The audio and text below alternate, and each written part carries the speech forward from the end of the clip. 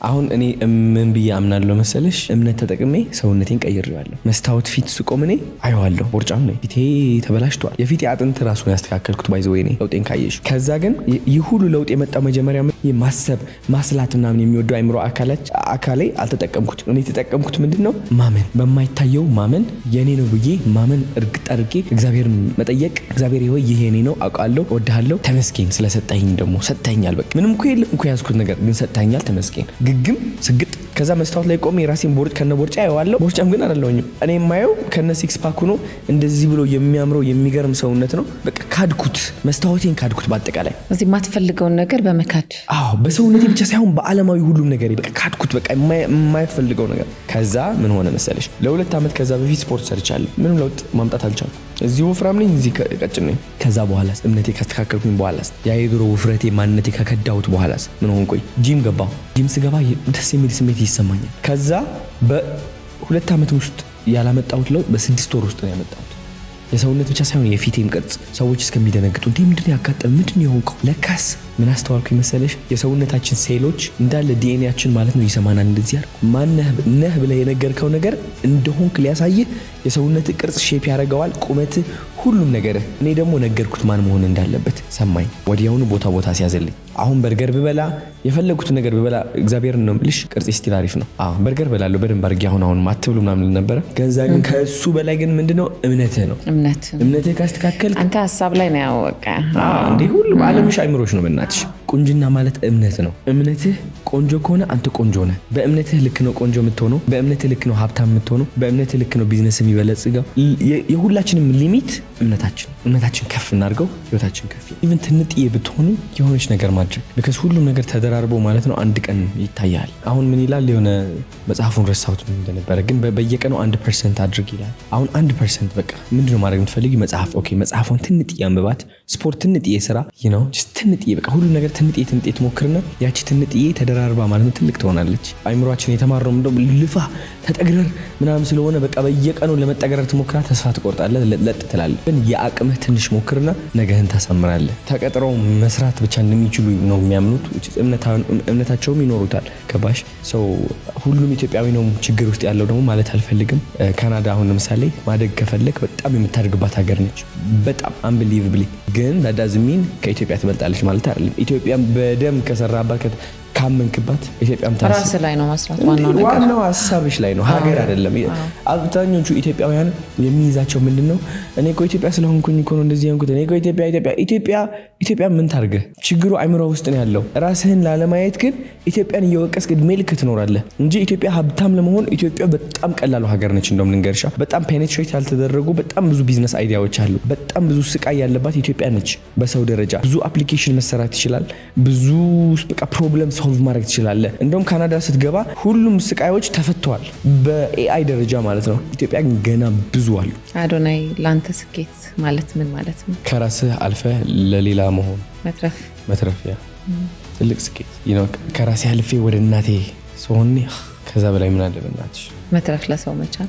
በመንፈሳዊ ደረጃ በዓለማዊ ደረጃ ስኬታማ ሆነ መንፈስህ የጎደለ ከሆነ ቻስ ምንም የዓለማዊ ምንም አይደለም። ዝም ብሎ ነው። መኪና ትኑረኝ አትኑረኝ፣ ቤት ይኑረኝ ገንዘብ ይኑር አይኑር ሙሉ ነኝ ባለሁበት ደረጃ። የዛኔ መንፈሳዊ ላይ ስኬታማ ትሆናለህ። ዓለማዊ ላይ ስኬታማ ለመሆን ግን መጀመሪያ መንፈሳዊ ስኬታማ እንደሆነ ታረጋግጥና ከዛ በኋላ መንቀሳቀስ ትጀምራለህ። ምንድነው መሆን የምትፈልገው? ለጨዋታ ብቻ ለጌም ለዚህ ዓለም የመጣ ነው። ለዛ ነው ብዬ አስባለሁ። ገንዘብ ለመስራት ሰው ለማገዝ ትሞክራለህ። ገንዘቡም ይመጣል፣ ቢዝነስ ትከፍታለህ ምናምን። ግን መንፈሳዊ ጎዶሎ ሆኖ ዓለማዊ ነገር ነው ስኬት የሚያመጣልኝ ሙሉ የሚያደርገኝ ብለህ የምታስብ ከሆነ እድሜ ልክህ እንደ አይጥ ትሮጣለህ እንትኗን ለማግኘት እንጂ መቼም ደስተኛ አትሆንም። the hamster wheel ምንም ደስተኛ አትሆንም። ሱስ ውስጥ ነበር፣ ከማትፈልገው ህይወት ውስጥ ነበር። እንደው ከዚህ ህይወት ውስጥ ሙሉ ለሙሉ የወጣህበትን ቅጽበት ወይ ኢንሲደንት ታስታውሰዋለህ? ያ ምን ነበረ? ራሴን ማጥፋት የፈለኩባት ቀን which is shelter ነበርኩኝ። የብቻዬን ሩም ተሰጥቶኛል እንግዲህ። ከዛ እዛ ሩም ውስጥ ሆኜ በጣም ቤት ያስጠላል፣ በጣም ቆሽሿል። የበላሁባቸው ሳህኖች አልታጠቡ ታለ በቃ ተጥሏል ሁሉ። በቃ ሻወር ካደረኩኝ ገና ላይ 7 ቀን ምናምን አስቢ። ውጭ ሀገር ሆኜ እኮ ነው። ሻወር አለ፣ ሙቀት አለ፣ ሁሉ ነገር አለ። ግን በቃ የሆነ መንፈስ ተቆጣጥሯል። በቃ ታስሬያለሁ እዛ ነኝ። ከዛ አሸነፈኝ። ምን አልኩኝ? ራሴን ማጥፋት ፈልጋለሁ። ወሰንክ? አዎ ወሰንኩ። እንደው ከዚህ በፊት መጥቶብህ ያውቃል እንዲህ አይነት መጥፎ ሀሳብ ራስን ስለማጥፋት? ነው ሹክሹክታ አለ። በቃ ምን ያደርግልሃል? ከዚህ ስቃይ ዝም ብለህ ብትሰናበት ቅላሽ ብትልስ ይላል። ለምን እንደው የምትሰቃየው? እድል አይደለም። በቃ ምን ቢቀጣይ ሌላ ህይወት ካለ እዛ ትሞክራለህ ምናምን ያባብልሻል። ራሱ ሰይጣን ነው ባይዘው ነው ባያ። ከዛ ግን የዛኔ ራሴን ማጥፋት ፈለግኩኝና ቁጭ ብዬ አሰብኩኝ። ኦኬ ለምን ላጥፋ ራሴን? ተቀብለህ? አዎ ዴፊኒትሊ ገባሽ። ከዛ ለምን ላጥፋ ራሴን? ግን ልቤ ላይ የሆነ ነገር ነው የሰማሁት። የሆነ ድምፅ ሰማሁ። ያቺ ከአሜሪካ ወደ ካናዳ እንድሄድ ያደረገችኝ ድምፅ፣ ወደ ካናዳ ገብቼ ሞንትሪያል ወደ ቶሮንቶ እንድሄድ ያደረገችኝ ድምፅ አሁን ተናገረች። ለምን እንደሆነ አላውቅም። እሷን ደግሞ ሰማታለሁ ሁሌ። እሷን አምናታለሁ። ለምን እንደሆነ አላውቅም። እግዚአብሔር ነው። የዛኔ ምን አለችኝ ያቺ ድምፅ?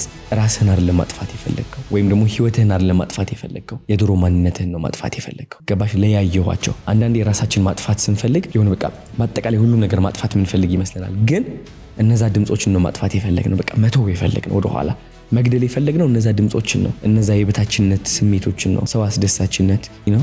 እነዚህ ሁሉ ድምፆች ማጥፋት ፈልገሃል። ስለዚህ ለያያቸው የሚል የሆነ ልቦና ነው አርኖ እውቀት ግን ነበረኝ እዚህ ላይ ተሰማኝ ማለት ነው። ስለዚህ መሞት አይቀር የድሮ ማንነቴ መግደል እችላለሁ ማለት እኮ ነው አልኩ። which is እንደ አዲስ መጀመር ማለት እኮ ነው። ሮማንቲክ ካልሆነ ፍቅረኛሽ ወይ ደግሞ እንደሚያፈቅርሽ ካልነገረሽ አዋ ካልገዛልሽ ተይው የታባቱ ምናምን ትል ነበርና አሁን አዶናይ ምን አይነት ፍቅረኛ ነው? እኔ አሁን በተፈጥሮዬ መስጠት ወዳለሁ። በጊፍትም ይሁን በፍቅርም በሁሉም ነገር መንከባከብ፣ ለሴቶች አይደለም ለጓደኞቼ ለፋሚሊ ምናምን ከራሴ በላይ የሆነ ነገር ገዝቼ ሰውን ማስደሰት በስማም ደስ ይለኝ። ሰው የዛኔ ግን ውጭ ያለው የኔ ቆንጆ ነበር። ይህ ፍላወር ካልገዛልሽ ማጥፋት ካልገዛልሽ አስቀንጥረሽ አስወጪ ሸልተር ነበር። እሱን የነበረው ምንድነው ወንዶች የዛኔ በቃ አልፋታሉኝ። በቃ ይሰድቡኛል፣ ይተርቡኛል። አይታባታቸው አይ ትንሽ ያስፈልጋል መሰለኝ ባላንስ አይደል? ፍላወር ግዛ ምናምን ፍላወርም ሳይሆን እንደው ማሰብ አይደል? ያንን ሰው ለማድረግ አፕሪሺየት የምናደርግበት መንገድ አንዳንዴ ጊዜ በመስጠት ሊሆን ይችላል፣ ጊፍት በመስጠት ሊሆን ይችላል። የተለያዩ ነገሮችም አሉ። ቀላቅላቸው ነው። ፍላወር ሄደህ ሰጥሃት እንደምታፈቅራት ከነገርካት ምናምን እንደ መሸነፍ እንቆጥረዋለን። ካልቸርም ስላልነበረን የፍላወር አሁን አንተ ውጭ ስለነበር ካናዳ ስለነበር ታውቀዋለህ ምን እንደሚደረግ ምናምን። አበባ የሚለው እንትን የመጣው አሁን ነው እኛ ጋር ቫላንታይንስ ዴይ ላይ ነው ፍላወር ራሱ የምናየውና ሴት ልጅ ግዴታ ነው መንከባከብ አለብህ ብዬ አስባለሁ። እኔ እንግዲህ እስቲ ትንሽ ምከረልን። በስማም ወንድነት ይሰማል። ባይዘው ሰው ቴክ ኬር ታደርጋታለህ። እሷን በፍቅር ይሆናል፣ ጊዜ በመስጠት ይሆናል። አሚን ጊዜ ላትሰጥሻለሁ ባሮን ነው ግን በቃ ወደ ሴትነቷ እንድትመለስ የምታደርገው አንተ ነህ ብዬ አስባለሁ። እንዳለ ወንድ ማለት ነው። ሰው ፍቅር ውስጥ ከገባው ነኝ ጊፍት እሰጣለሁ፣ አማክራለሁ፣ እሰማለሁ። አትሊስት እነዚህ ነገሮች እነዚህ ኳሊቲዎች ምንድናቸው? አንዲት ሴት ወደ ሴትነቷ እንድትመለስ ያደርጓታል። which is like pure ሆነ ፍቅር እንድትሰጥ ማለት ነው። ከምን ካራክተሯን በደንብ ያወጣዋል። ያ ነገር ደግሞ ለወንድ ስጦታው ነው። በስማ ውስጥ እዛ ውጭ ስራ ውለ ተጨናንቀ መተ ምናምን ከፍቅረኛ ጋር ስትሆን ላይ ሁሉ ነገር ቅልል የሚል ለምንድን ነው? መንፈሷ ኦሬዲ ንጹህ ስለሆነ ነው። ግን አንተም ትንሽ ሚና መኖር አለበትና ወንዶች መሸነፍ አይደለም ፍቅር ከሰጡ ፍቅራቸውን ከገለጹ መሸነፍ አይደለም።